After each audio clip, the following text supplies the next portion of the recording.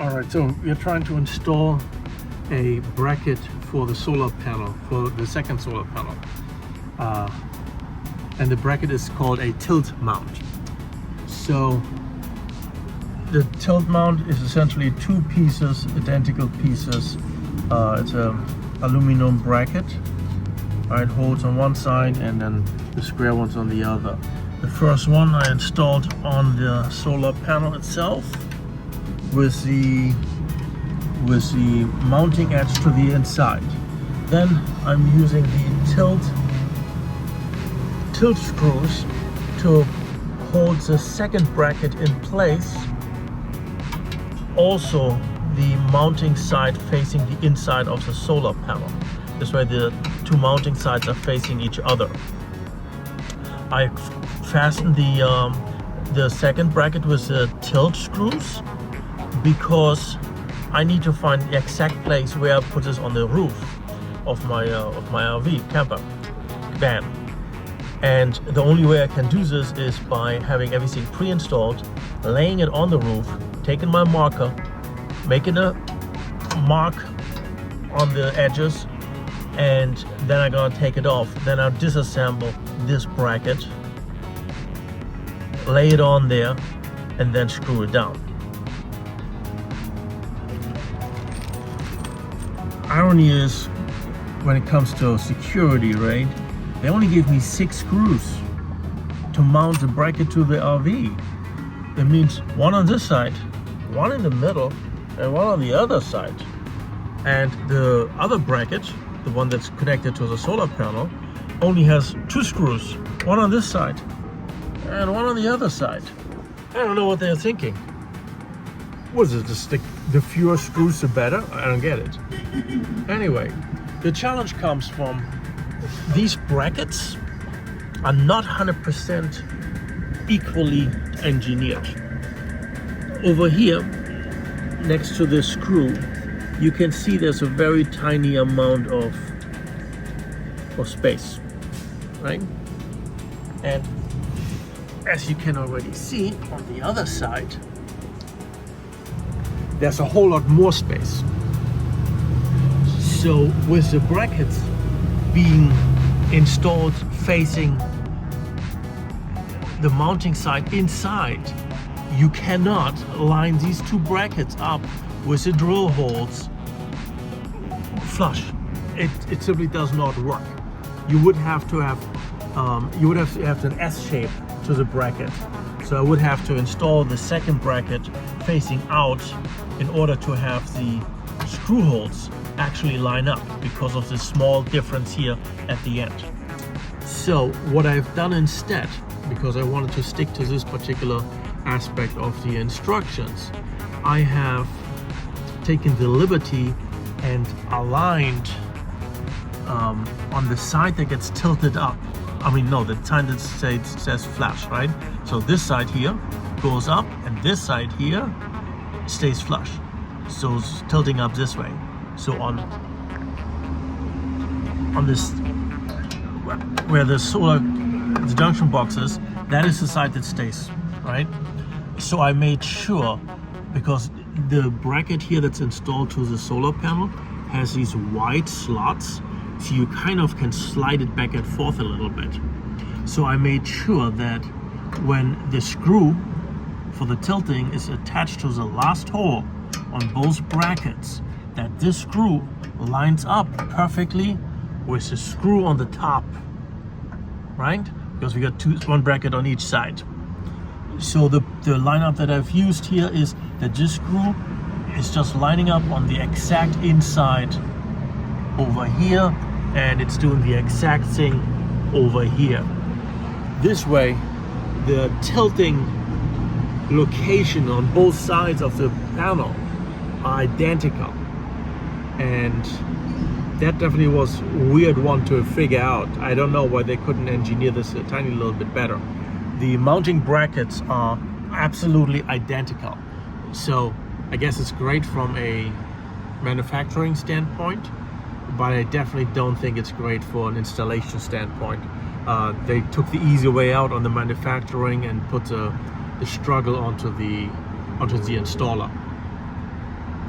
Anyway, so I'm gonna lay this onto the roof of the RV, mark the locations with my marker, take it off, remove the brackets, lay them on there, screw them down, and then put the solar panel on top carefully, install the tilting screws, and then I can, then it's done essentially. Now, from my other solar panel install, I had bought those Z brackets, and the Z brackets, while I do have more brackets than I need, so there's additional screws here that I haven't used yet. Of course, I could use them if I install another solar panel with Z brackets, but in the meantime, I can use these screws if I feel like it and I have the space to provide more anchoring points on the roof mount. Additionally, if I want to, oops, there we go, making a mess as usual. I also have, obviously, more of the installation screws, and I can do the same thing with these installation screws if I feel I should be having more than just 2. All right, maybe I want 4. That I can utilize the screws, essentially the mounting hardware from the Z brackets, I'm utilizing to, give me the peace of mind that there's enough anchoring points. I don't know why they can't include a couple extra screws. Shouldn't be that hard. The tilting mount it's like $100. Put an extra screw in there. Don't be cheap. Anyway, I'm gonna put that on the roof now. That's gonna be an adventure.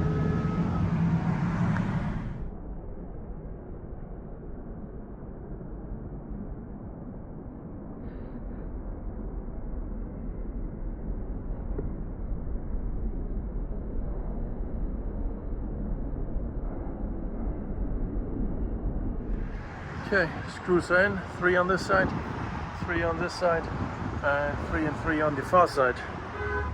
And this is what the final result looks like.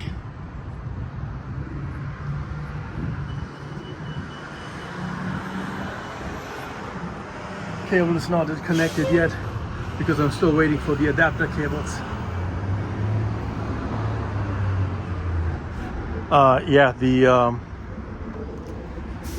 The tilting brackets, I'm having a hard time with those. Maybe I'll figure that one out later. I don't know yet. Alright, so I went back to the post office and I picked something up. And what I picked up looks like this. This is a 3-foot MC4 connector extension cord. And I bought 2 of them because you can never have too many. Alright, what did I do with it? Well, you remember my solar panel? Well, I could only connect one. No, I didn't connect any one because the cables were not long enough to reach the cable gland. So today I connected my 2 solar panels in series, connected the extension wire. I wrapped the cables around the bar over here, just to hold them in place so they don't bang around, but also in case a solar panel actually comes loose and flies off. Obviously it would yank on the cable, right? But if it's wrapped around the bar, it's more likely to rip out of the solar panel, but not on the cable gland. I'm trying to protect the cable gland, so no matter what happens, I'm not gonna have a roof leak. At least that is one thing I don't have to worry about. Anyway,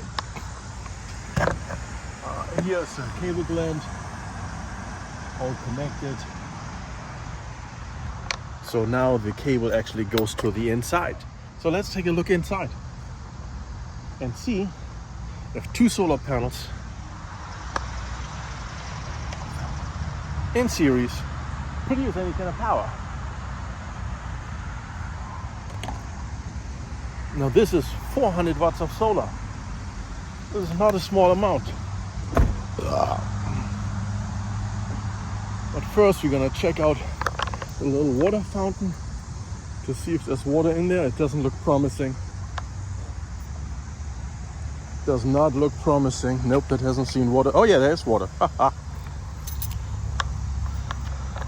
We just want to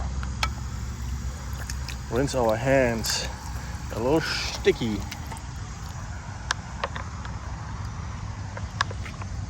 And here's the other hand. There we go. Beauty. Alrighty. So where are we? We are at our most favorite spot, Hampstead Lake State Park, main lodge.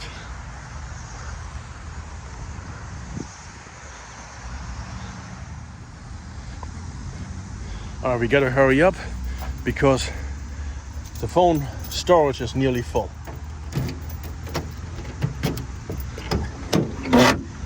Okay, now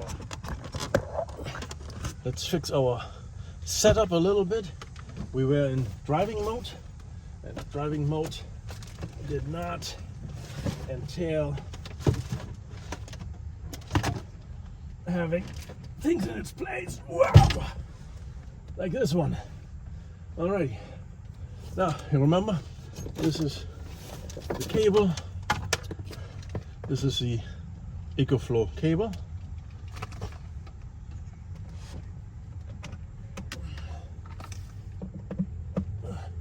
Goes right in there. And now, this is the important part. Okay, so the cable now from the solar panel goes through the cable gland, comes through this cable right here on shaking. That one goes right into the switch over here, and the switch is okay.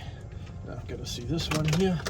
This one is the Ecoflow cable, and this one gets connected, one over here and one over here. And when I turn this switch on, power comes from the solar panel through all these wires, and it goes into the Ecoflow Delta, which is turned off right now. Alright, nothing happening there. And the moment I turn this switch, that thing should come on. Do you hear that? And it's on. Alright, so we're not getting a whole lot in solar actually, but it's definitely recognizing there's power, which I guess is just as well. It's a very cloudy day, so in the absence of sunshine, yeah, but turned on itself, that is always a good sign. If the sun comes out, I'm gonna take another look to see if I'm getting more than the 160 that I got on the single solar panel. All right, in the meantime, phone storage is full. See you later. Okay, funny thing just happened. I realized why I don't see a charge on the Ecoflow Delta, because the battery is full. I mean, seriously.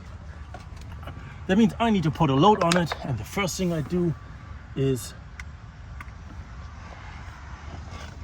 turn on the inverter in the back, and now I got to put on the load, and the load I'm putting on is, you've got that one right.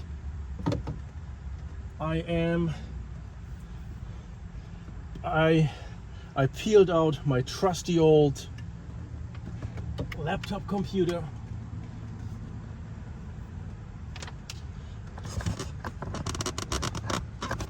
Right, and that is supposed to take a little charge out of the Ecoflow, and because of that, it should give us a chance to actually collect solar power. Right now it's drawing 140 watts.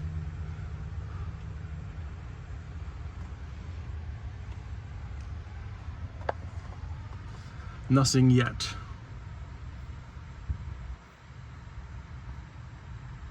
No. Alrighty, took a while. So my computer battery was empty, so I was charging that one first too. But now we're bringing in 126 watts from solar, Finally, I don't know why it took so long to even generate anything. Yeah, so 130, 140, it's kind of like still cloudy. I guess when the sun comes out, I'll be going way over 200. Alrighty, well, at least we're having a charge coming in, so that's good.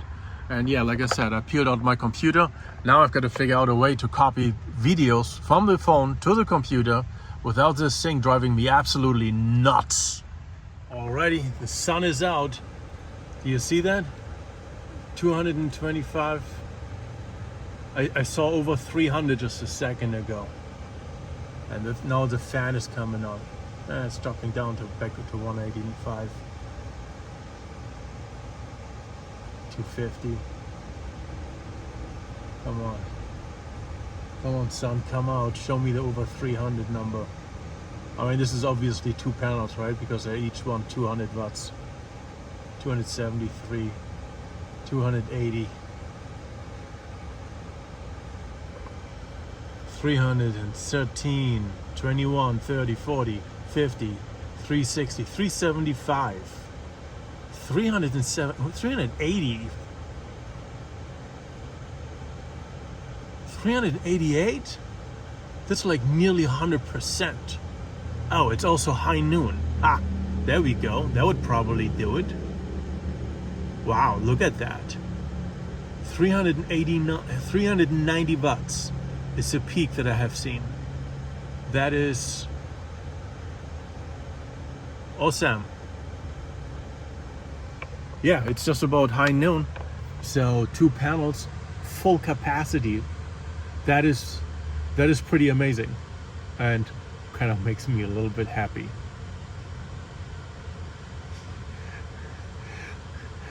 I guess this has to make up for the fact that I can't log into my other account on my computer. For some odd reason, the password I wrote down does not work. This is my luck.